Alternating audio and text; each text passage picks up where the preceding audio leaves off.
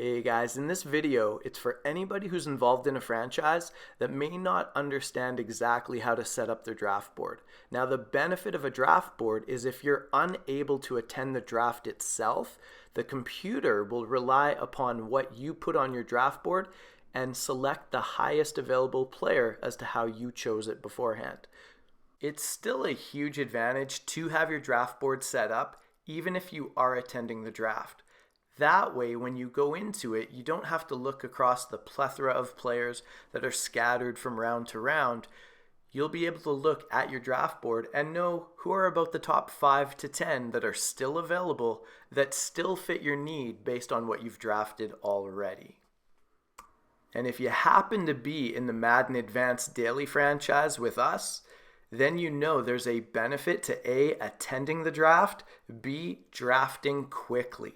So with 32 users, needless to say, if everybody took the full amount of time, it kind of becomes a day. So if we're well prepared and we're selecting within the first few seconds of our pick, then everything's going to move really nicely.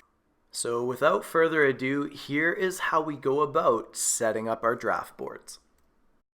Okay guys, so I made this created franchise that is separate from our real franchise. We have some auto-generated rookies. The goal of this is to show you how to go about creating a draft board. Maybe this is your first season in franchise or you've never participated in the draft before. Knowing that there is some draft participation benefit, maybe this will be your first time going through it. So they're going to start you off on available. That'll show you scouted and unscouted players. Needless to say, you don't want to go to unscouted. That's useless. You're not going to be adding them to your draft board. You'll go to scouted. What you're going to do is look through guys who should fall in the first round, and some first rounders are going to be more valuable to you than others. So we'll go up to the top of the list here. Basically, is there anybody who has A values that are at a position that we really care about with attributes that we really care about? And you're just going to pick, who would you put at the top of your draft board? If you had the number 1 overall pick, who would you take? Now, we have some high Bs, This guy's low As across the board. That's pretty high. Maybe we think he's the sleeper, so we're going to put him first. Then we're going to go through it and just maybe this guy is next in line, and then this guy. And in order, we're going to press the triangle button to get them on our draft board. Is there anybody else? Maybe this linebacker is somebody that we want to add. And you're doing it in order of value as to how they would fit your squad, what you're projecting. So I'm just going to, at this point, randomly go through adding the first rounders with the first round grades that I haven't selected yet. That's my draft board. Then I'm going to cycle through, second round. Are there any other first rounders that belong here? And he's already starred. He's not. And he's got back-to-back low A's. I'm going to mentally note that not only does he belong in my first round, I think I'm going to slide him much higher than where we have some of the other guys. So there's no other ones. Then I'm going to place the 2s based on their attributes. And again, just for the sake of time, this guy was supposed to be a first rounder, and even though it's red, he still is a second rounder. And although he should slip to the second round, maybe he's a very high second rounder. So again, I'm just going to click off some of these 2s, not paying too much attention to what's going on here, but just to give you the idea. And maybe this quarterback here, A+ throw power. Maybe that's a big deal to you. Maybe you'll slide him up the board further than you normally would.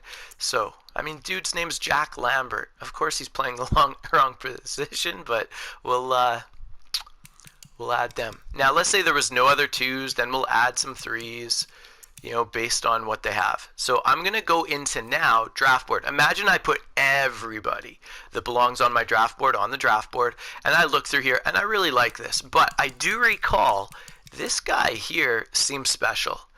That's a pretty high rated guy. Left tackle's kind of a valuable position that's hard to find. I'm going to slide him up. I think maybe he slots in right there. And that is my draft board, so they'll come up in order. You can look at it at any time, put it higher. Now, here's the thing. When I say you can look at it at any time, why it's important to do it today, it definitely disappears at some point during the playoffs. I can't remember if it's during the wild card round, in the divisional or conference round, but at some point it goes away. and then it just randomly comes back on Sunday after the Super Bowl or around the Super Bowl. It might be the week of the Super Bowl where you get to scout again. So we don't have combine results at this point. The combine might change where you put people, but this is just to get some sort of order so that you know what's going on. You'll probably have all your ones, then all your twos, then all your threes, etc. So that is basically how you would go about setting a draft board. Now, one thing to note in last year's game, let's say you took a guy and you slid him down and then you dropped him. That would work no problem. But if you took a guy and you slid him down and then changed your mind and slid him up holding X the whole time, it didn't mess up there. So maybe they fixed it this year, but last year that would mess everything up. You would just go out of your draft board, out of the draft section, and go back in and everything would be fine again. So I would suggest that you just slide them the one direction, but whatever works. So draft board again. Even if this guy's ranked in the second round, but you're really needing a quarterback, and this guy has A+ throw power, maybe you do slide him up that, only if these guys are available, he belongs right here for you. It's up to you.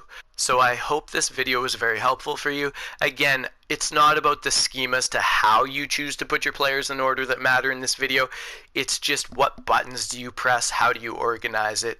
That's the key to take away from this video. Again, you could have your own different value system as to how you're going to rank them, but the big key is to know when they are unranked, you would go to Scouted and place them appropriately. You can go to your draft board, see what your draft board looks like, and you can slide them into position as to how you see fit. All right, have a great day. Talk to you later, guys. Bye-bye.